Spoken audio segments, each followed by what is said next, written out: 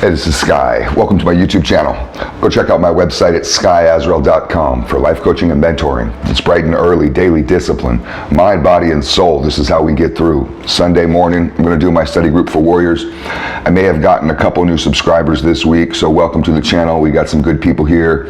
I try to make videos daily. Sometimes I miss a day. We try to stay on a mind, body, and soul program. Sunday, we do a study group for my hardcore heads. I basically go through my notes. I study every single day. That's part of my program. And let's just go over some of my notes, give you guys something extra to think about for the day. Let's talk about living a simple life. Something I've been trying to do. It's taken me quite a long time. You can take immediate steps, but I went pretty far with it. I moved from downtown Los Angeles, and that's where I used to live, to a very small town in Central Florida, middle of nowhere. But I've had to take even further steps than that.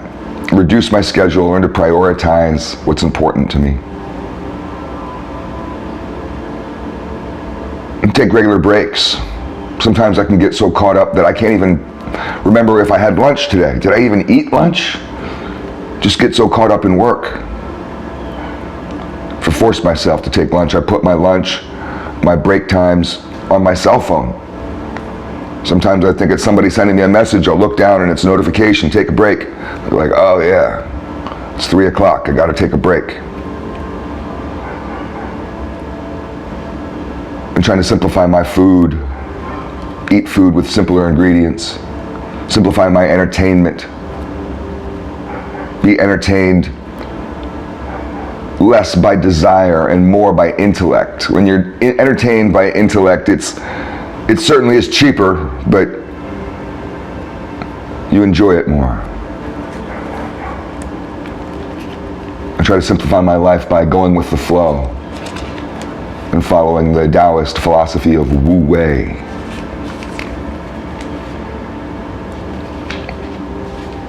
It's important to remember that it's okay to be driven. A lot of people are driven. As men, we're driven. But that drive must be balanced with a certain type of apathetic play. When you're at rest, you need to kind of just check out from your mission for a second, to just kind of forget about it for a minute, or else you'll burn out. And it doesn't mean you turn against it. Apathy isn't negativity. You're just going to put it down for a second. And you need that time. Put your work down. Put your life goals down for a second and go take a walk with your dog.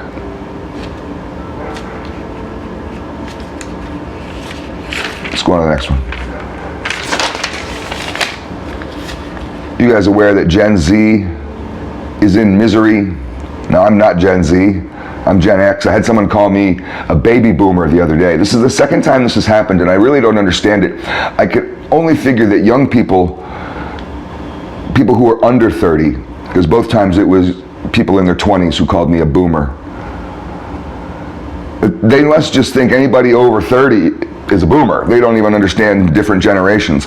Gen X is the forgotten generation. And once again, we're forgotten. People don't even realize we exist. They think that it goes from millennials to boomers. Gen X are younger than boomers. We're not the same. We rebelled against the baby boomers. Those were our parents. My parents are baby boomers. I look at them as old fuddy-duddies exactly like you do, even though I have gray hair. But nonetheless, Gen Z is in misery, and I think that it boils down to an unrealistic expectation of the world. And you can see this in a lot of different areas. They have unrealistic expectations of beauty, unrealistic expectations of success, unrealistic expectations of love. They have unrealistic expectations of their own future, but of the future of the world. Of course, their self-worth is tied to likes and validation from others. And this comes from the helicopter parents making them weak, but also an entire life on social media. Thank God I'm old enough to remember what it's like before social media, before computers. I remember when Pong was like a fun video game to play. You know, Pong. Now you guys are running through cities, killing people in these different games. We played Pong with this little slash mark, trying to hit a little square, it was supposed to be a ball. They didn't even know how to make balls with graphics back in those days.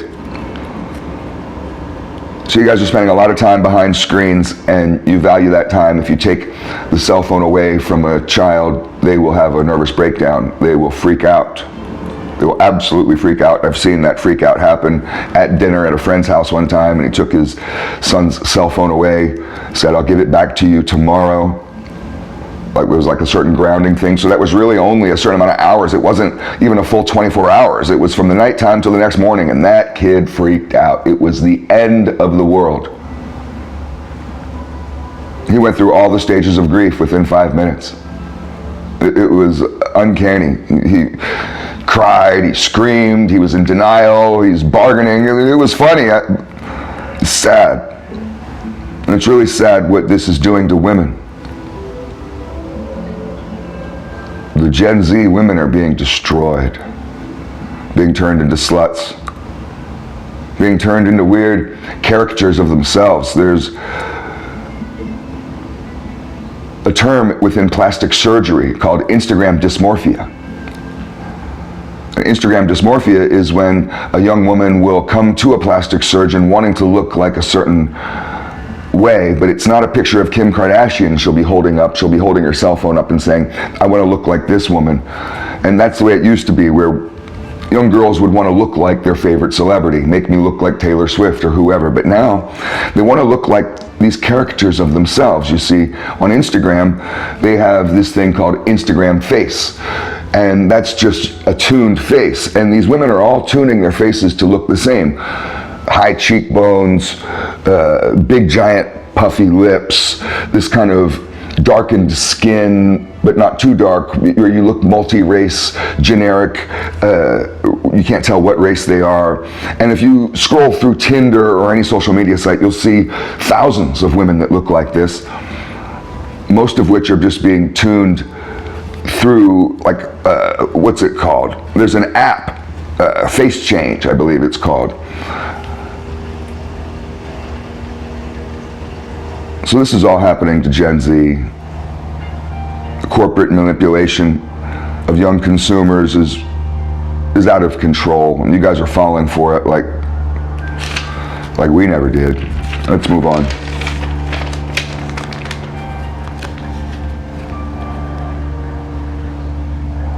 Here goes a quote that I heard earlier from a preacher, and I thought this was amusing yet interesting. It's true. Real prophets are always stoned. I don't mean stoned like Bob Marley stoned. Although they might be, who knows. But they're always hated.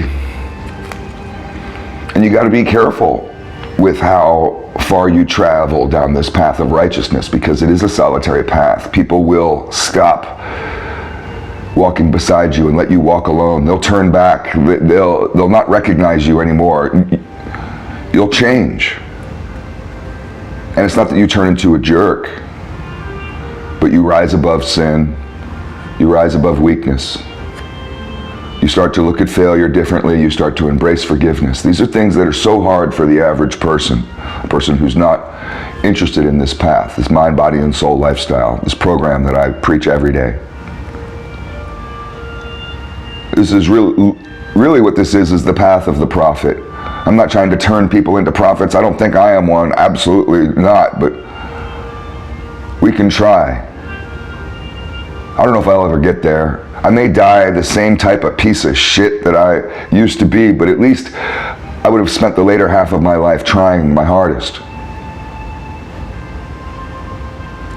And I've noticed this. I've lost whole groups of friends.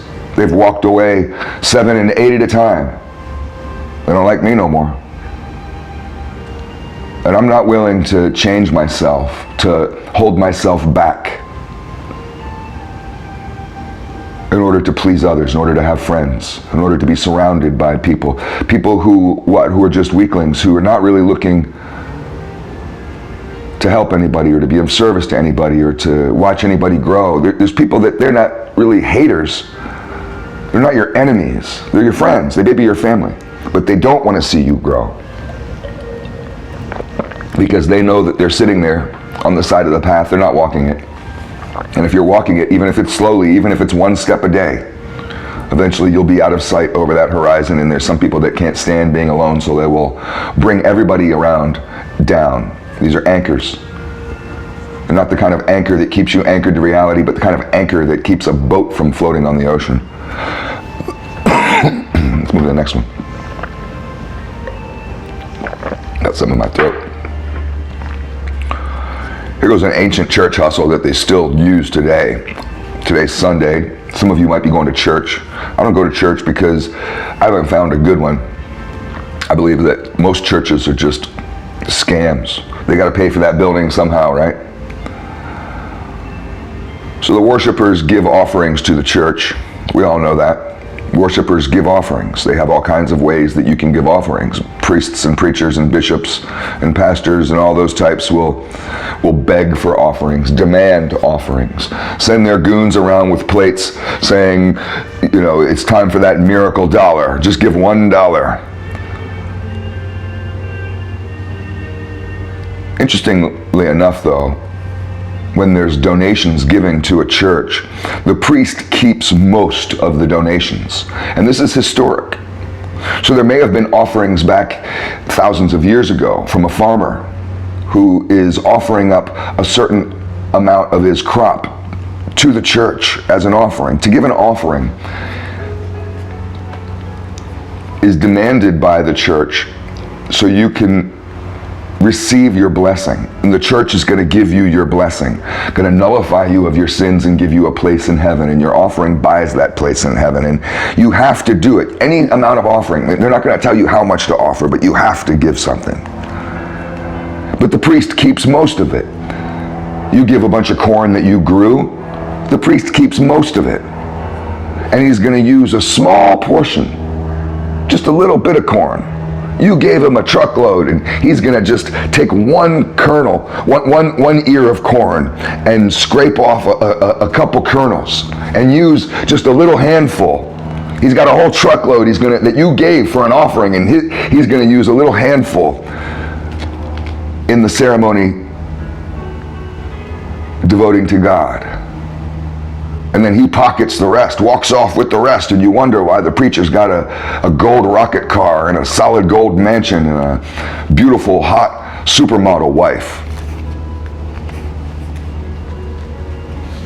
This hustle's been going on since the beginning of time, man.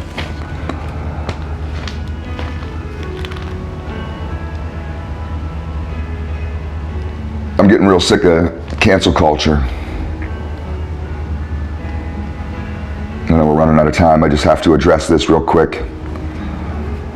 And I don't care anymore if you want to call me racist as if it's some sort of attack. You think you're going to cancel me. You think I'm going to grovel and beg you to take back your assault, to take back your accusation, to try to prove to you, no, I'm one of the good ones. I don't care anymore. I'm done with it. And I'm not trying to say, yes, I'm racist. What I'm saying is I don't care anymore. I don't care what you think. Who cares about you? You can call me a misogynist. I don't care. I don't care what you think. Who cares? Who cares about you and your beliefs? Who cares? I'm so done with it. I know this sounds harsh, but honestly, this is where I'm at. I don't care anymore about this stuff. You guys have ruined it. The social justice warriors have ruined all this stuff. Sure, maybe in the past, if racism poked its ugly head up, you'd be shocked by it. Not anymore. Now I don't care. You guys made it this way. I don't give a fuck. I'm sick of it. When I hear people start screaming racism, when I see riots on the news, anything like that, I tune out. I don't care. When you guys scream Hitler, you scream fascism, you don't even know what fascism means. Honestly, I mean that honestly. Most people out there have no idea what it means, and you use this word like you do know what it means. I don't care anymore. When you start pointing the finger and calling Trump Hitler or calling Republicans Hitler or using everybody's Hitler, anybody who doesn't agree with me is Hitler, honestly, I could not give a fuck. The transphobia, any of the homophobia, I don't care about none of it. You can call me whatever you want.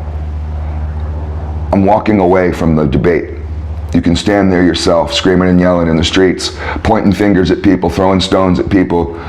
I could care less. I'm going to be doing push-ups. I'm going to be doing pull-ups.